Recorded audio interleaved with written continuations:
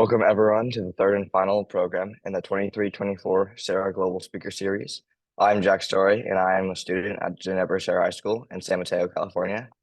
Last month we heard from Nicholas Dahl, a managing director for Oceanbird. The Stockholm-based company is developing high-tech wind propulsion systems for the shipping industry.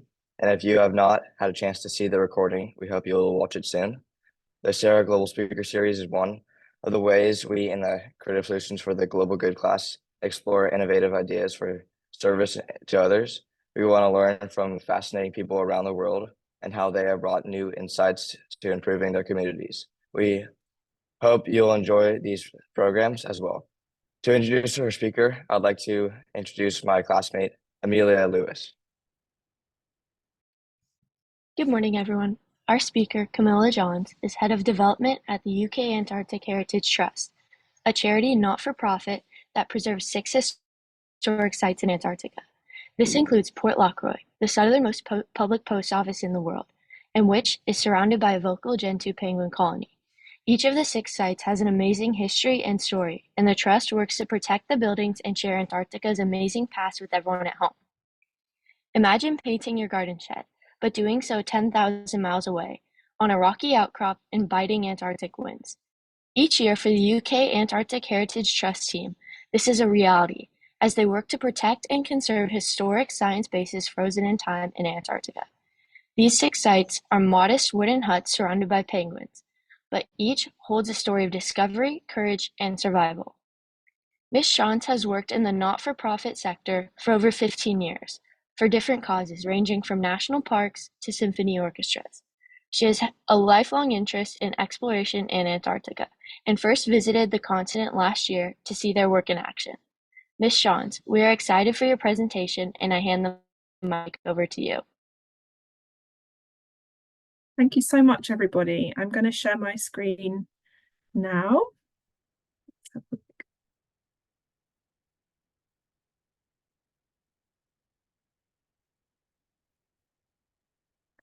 Hopefully you can see that slide okay. Fantastic, thank you. Well, a very warm welcome from the UK. I'm actually in Wales right now and it's 2:30 in the afternoon. So good morning to you all and good afternoon from here. So I've already had this lovely introduction, but my name is Camilla and I work for the UK Antarctic Heritage Trust. Sadly, I am not in Antarctica right now, as I have said. This is just a background, but it sets the scene a little bit. So as already has been mentioned, I work for a charity not-for-profit called the UK Antarctic Heritage Trust. And at our core, really, our work is to help more people to discover and understand and protect Antarctica all around the world, because as a continent, it is significant for us all. So we look after 6 historic buildings on the Antarctic Peninsula, and these are buildings that were early scientific research stations. Some of them were airports on glaciers, unbelievably. They are where some of the early pioneers lived and started to collect scientific data and started the journey really of climate science on the continent. The buildings are completely unique and remote, and today we work to protect them and to tell their stories and to help more people to understand why Antarctica matters to us all. So where are we talking about? I'm sure you all know what Antarctica is, but believe me, a lot of people don't. And I did the calculation last week from California to our sites down in Antarctica, so which is where the star is on the picture. It's the Antarctic Peninsula, which is the kind of the bit closest to South America. And the calculation to California was 7.5 or 7.748 thousand miles away from you guys. So a good old distance. Antarctica is huge. It's 5.5 million square miles in size, so it's bigger than the US and Mexico together. It's bigger than the whole of Europe. And you can see on this picture that In the summer, it's the kind of the whiter continent with the rocks and the ice and the glaciers. And then in the winter, it almost doubles in size in sea ice to the large area that you can see. It contains 90% of the Earth's ice and 70% of the world's fresh water. It's also the windiest place on Earth, so winds of up to 200 miles an hour. Amazingly, we send a team there every single year to live in this environment, to conserve and protect the buildings. Despite these inhospitable conditions, Antarctica is home to 9,000 species, and this includes the obvious ones: penguins, seals, humpback whales, orcas. I get asked an awful lot if polar bears live in Antarctica, and as lovely as this picture is, the answer is no. So I would love to say they did, but they don't. Antarctica is home to the penguin, and the buildings that we look after are surrounded by thousands and thousands of different types of penguins. There's also a lot of amazing creatures that live in the deep ocean around Antarctica, things that you never see anywhere else on the planet.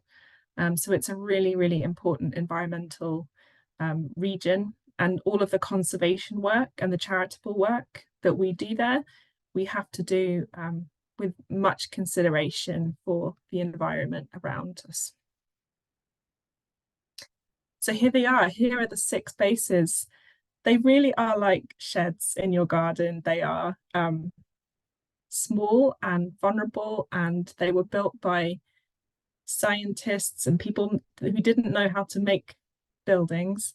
But they are all listed historic sites and monuments under the Antarctic Treaty. And the Antarctic Treaty is an international agreement which is signed by 56 different nations around the world, which protects Antarctica for peace and science. So it's a really incredible international agreement. And all of these 6 huts represent feats of exploration, discovery, World War II operations. Some of the earliest data that we know about climate science were recorded in these bases. And they each have their own personality as well. We have lots of stories of people falling down crevasses, dog sledging, mapping areas of the globe that people had never been to before. Really true kind of uncharted territory stuff. Landing aeroplanes on icy glaciers. And some of these sites are quite easy to get to, but some of them are really, really difficult to get to and often cut off by sea ice. So on the map on the right-hand side, you can see the Antarctic Peninsula. It's got no scale on this map, but the distances between some of these sites are hundreds of miles. So a lot of problems in getting to these bases when they're cut off. And why are they so important? So the scientific work carried out at these bases included geological surveying, glaciological studies, meteorology, and sea ice observation. Some of the world's first kind of understanding of climate science, the ozone layer, the atmosphere, the origins are in these buildings, and the brave people that started to do amazing science down in the 1940s and so on. So it really started the kind of formal scientific program in Antarctica. And a lot of the data that these men collected, we still draw on today and help us to understand the changing climate of our planet today. So after this era, science really, really took off in Antarctica. And of course, today there are lots and lots of amazing scientists doing really, really cool work. So there are now today about 30 different countries operating about 80 different research stations in Antarctica, all under the Antarctic Treaty, so all for peace and science. And everybody shares, and it's a very collaborative effort, which is really amazing. Our flagship site is Port Lockroy. It is the world's most southerly public post office and a museum, and it has an amazing collection of artifacts. And we send 5 people down there every year for 5 months. to open the site, look after the museum, care for the building, and to open the post office. So we send about 90,000 postcards all around the world every year. And our conservation teams keep the building safe. And we also take part in a long-standing gentoo penguin study where we check the breeding of the gentoo penguins, count the chicks, and make sure that they are happy and healthy. The base has been a post office for 80 years.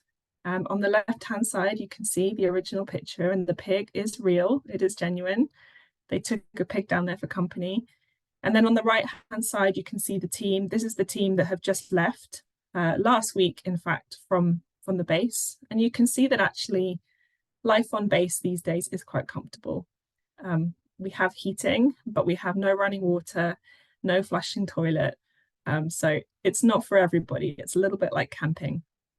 But you can see the team there on the right-hand side, hand stamping all of the postcards that we send back to people all over the world. And this is what it looks like inside. So it is a museum inside, and you can see some of the pictures here are the original men baking, sewing, doing all the jobs around the base, because women weren't actually allowed to work in Antarctica at the British sites until the 1980s, which is really, really crazy, but it's true.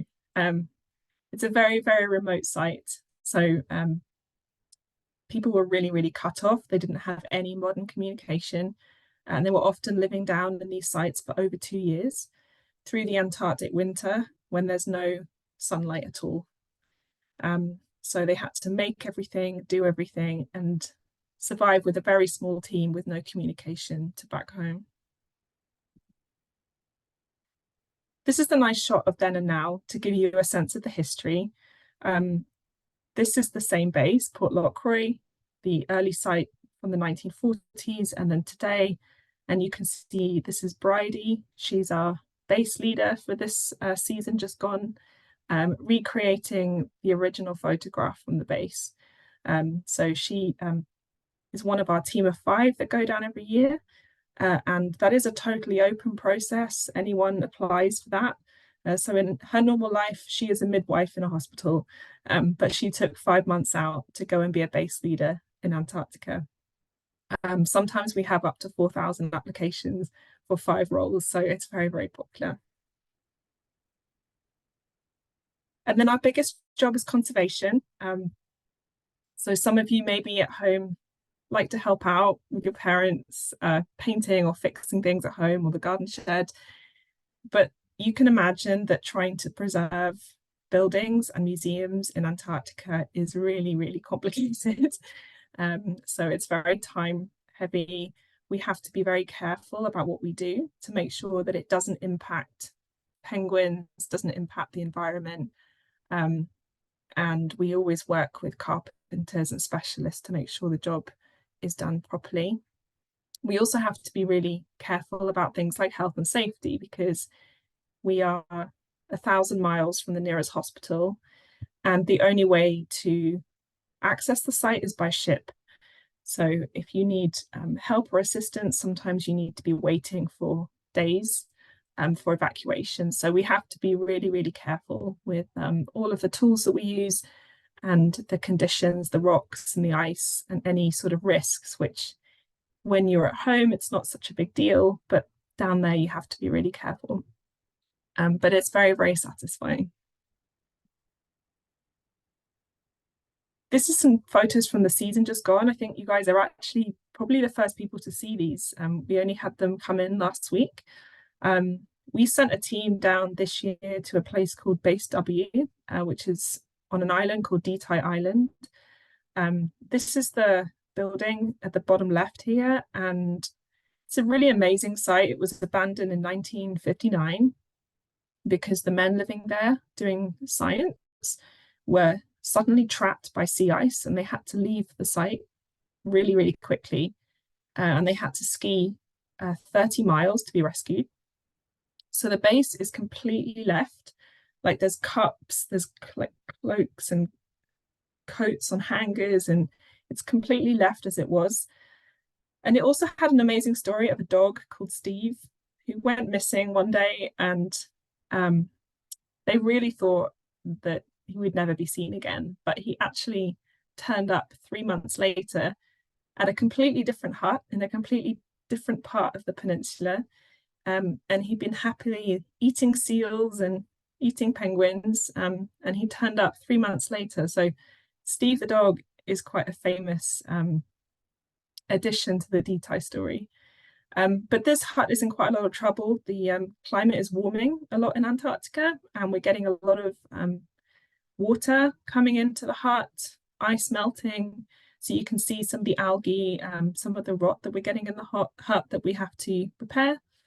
But the team spent a month, the whole of January, camping in Antarctica, which again is not for everybody, but for some people, it's the most exciting thing in the whole world. And you can see the camp on the right-hand side, and there's incredible icebergs.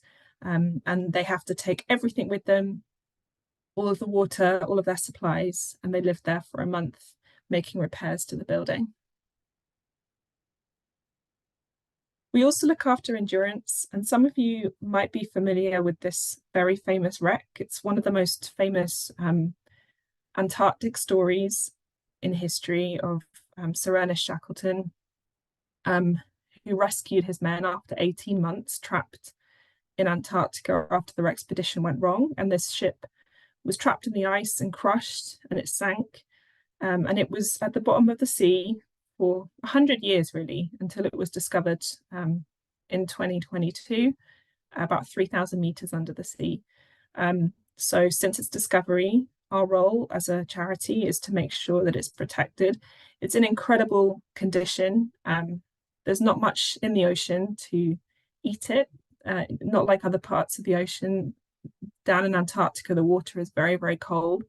So the condition of the wreck is very well preserved. So our job is to make sure that people don't access the wreck and try to take things, and to make sure that it's protected and talked about. And just finally, just to wrap up, really, a lot of what we do is about education as well. We know that most people will never have a chance to visit Antarctica. It's a long way away. It's very cold. It's difficult to get to. So a lot of what we do is to make sure that the Antarctic story is shared with everybody around the world. And this can be through talks like this today, through schools visits. We work with communities, and we help people to understand how our behaviors as humans help make a change, make a difference. For example, our behaviors at home with recycling and using cars, etc., does impact the ice and the patterns down in Antarctica. So the more we can help people to learn about it and discover it, the more we can protect Antarctica. And our final project that we're actually launching this week on socials is about different types of filters on TikTok, and you can become an Antarctic explorer, a scuba diver, all sorts of fun things. It's going out on the internet this week, and it's just something new to try. We have a new website where you can read about different types of Antarctic clothing through the ages, and see what it's like to be an Antarctic scuba diver or a dog sledge rider. So that's something you might want to try and look up when you get home and have a bit of an explore. So that's it. It's a short and sweet talk. There's so much to tell you guys, and there's so much to learn. If you want to know a bit more, we have a website. We also have lots of Antarctic podcasts, and there's lots of things that you can explore if you are interested to learn more. But I'm also going to stick around for some questions. Thank you. Fantastic, Ms. Johns. I appreciate it so much. There's a nice applause happening in the classroom right now. So if we could, let's go ahead and stop sharing and bring up the group. As the students begin thinking about the questions that they would like to ask, I'd like to just start with the Antarctic Heritage Trust is a nonprofit. It's not a government agency. Can you talk a little bit about your business model and how funding works and the different projects that might be a part of helping sustain the work that the trust does? Yeah, of course. So it's probably quite similar to other not-for-profits or charities where we have to fundraise a lot of our income. We also have like online shops and ways for people to donate and support. So the business model is a mixture of project funding for certain conservation projects. As I said, we have an online shop, and the post office all contributes income to the charity. But it's a real drive every year to raise the funds to support projects. And that could be conservation work, it could be community work. It's a real mixture. And one of our students, Amelia, has a question. Amelia, go ahead and unmute. Yeah, so I remember reading on your website about the heritage aspect and like the climate activism. And so my question is, how do you present the heritage to the people who don't necessarily care about climate change, or like it doesn't directly affect them in a big way? And what strategies do you use to really hit them in the heart if you can't really get it through their head? Yeah, that's a great question. And it connects with this idea that most people will never visit Antarctica.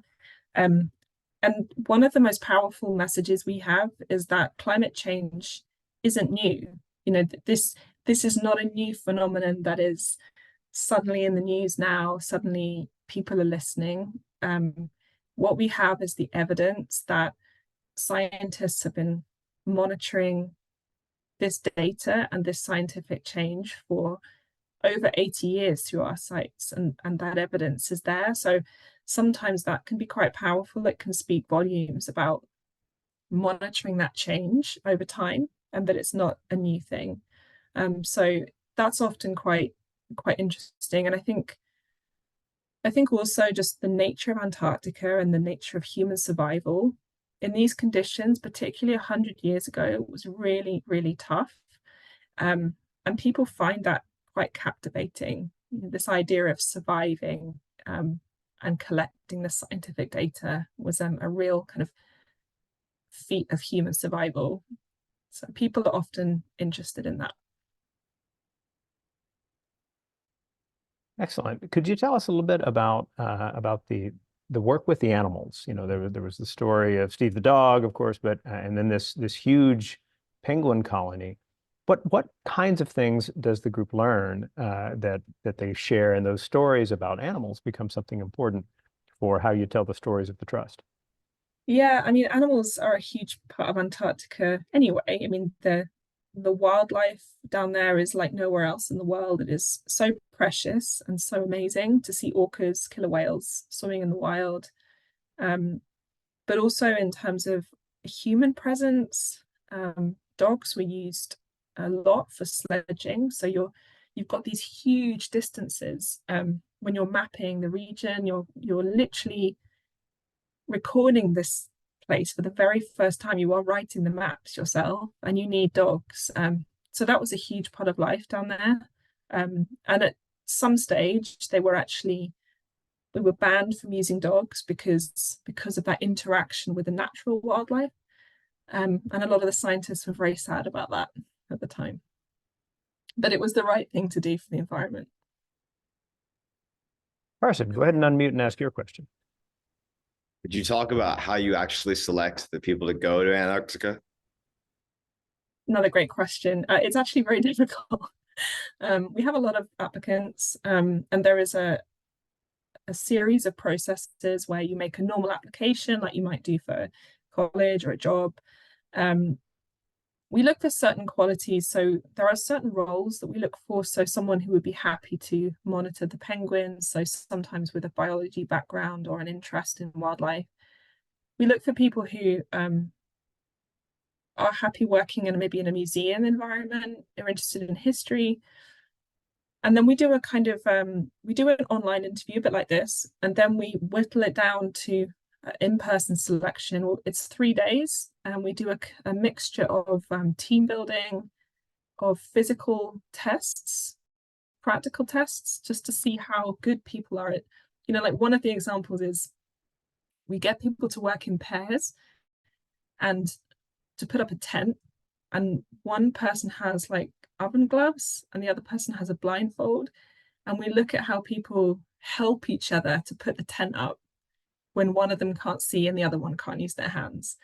And it's just often what it just comes down to is personality, and being a kind of calm person, practical, because what we're testing really is that someone is going to be in Antarctica for 5 months. And up until this year, we didn't have any Wi-Fi. So you literally would not be able to use your phone or connect with your family for 5 months. So we're really looking for that person who would be okay with that, which is tricky. What does the addition of Wi-Fi mean for how people do what they do down there? It's, actually on a day-to-day basis, not a lot, because there's nothing there. It's more that it helps a little bit with communication with the outside world. Things like ships, or it does mean the team can connect with their family a little bit more, which is nice. But actually on a day-to-day basis, it's a very, very practical job. There's a lot of carpentry, cleaning, protecting the artifacts, welcoming people. You don't have much time to use the internet, so it's very refreshing. Now, you've been there yourself, is that right? And if so, what was your experience? Oh, it's a mind-blowing place. It's the furthest I've ever been to anything ever. It's like another planet. But my main takeaway really was that it's extremely precious and not like anything else in the world. The wildlife is just, it's like the home of nature, and it's very, very beautiful. So the more we can do to protect it, the better. I'll hand it over to Carson for the last question. Notice in the photos, Antarctica looks like a really nice place, but is that what the weather is actually like, or is it not? Actually, I should have covered this in my last answer, which is that, like anything, we all take photos in the best weather, right? Actually, in reality, I was there for maybe a month, and this sunshine behind me maybe happened twice. So you get real the change in weather is unbelievable. It can be, you can have a beautiful morning, and then in the afternoon it can be 100-kilometer winds and ice. And if you think of Antarctica and its most brutal storms, sea ice, the building behind me literally shakes. So it can be pretty bleak in the best way. Wow. Well, thank you so much for the presentation and for taking time to answer the questions and all. To finish, I'm going to hand it to one of our students, Brady Callaghy, to give you the thanks and give a message to all who are watching the video. Brady, go ahead and unmute. Ms. Johns, thank you so much for taking time to share the work you're doing with our class and our school community here in Silicon Valley. To all who have joined us, we hope you will support the projects we've been working on this year by registering to take part in our online showcase the morning of April 30th, or at our in-person event at the Sarah Stinson Center for Learning and Invitation happening the evening of May 2nd. For information on those, contact our Director of Innovation, Rushton Hurley, at rhurley@sarahhs.com. As we say here at Sarah, always forward.